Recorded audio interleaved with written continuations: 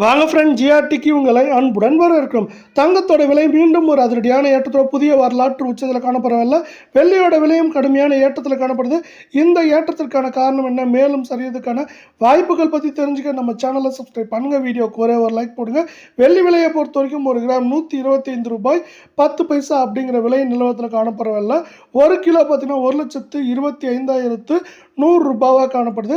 வெள்ளியோட விலையை பொறுத்த வரைக்கும் கடந்த 4 நாட்களில் 2100 ரூபாய் அப்படிங்கிற அதிரடியான ஏற்றத்தில் காணப்படவில்லை.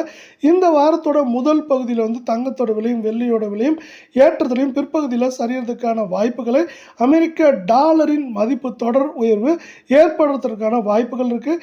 இந்த வெள்ளியோட விலையை பொறுத்த வரைக்கும் 1,27,000 1,22,000 23,000 அப்படிங்கிற ரேஞ்சில் இருக்க வாய்ப்புகள் இருக்குது. விலை 24 தங்கத்தோட விலை 10,223 ரூபாய் அப்படிங்கிற உச்சத்தில் மீண்டும் நீடிக்கிறது.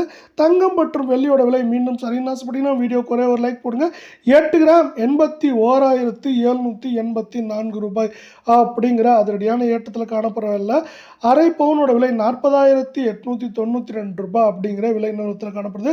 இதுவும் பார்த்தீங்கன்னா கடந்த 4 நாட்களிலே தாறுமாறாக உயர்ந்திருக்கு.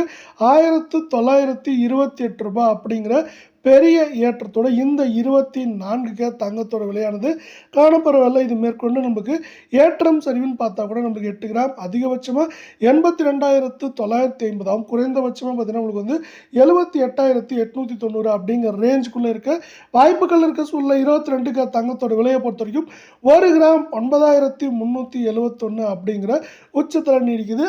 தங்கம் மற்றும் வெள்ளியோட விலை மீண்டும் சரின்னு ஆசைப்பட்டீங்கன்னா வீடியோ குறைய ஒரு லைக் போடுங்க. 8 கிராம் அதாவது சவரன் விலை பார்த்தீங்கன்னா 74,968 ரூபாவாக காணப்படுது. இதே வேலை அரை பவுனோட விலை 38,484 காணப்படுது.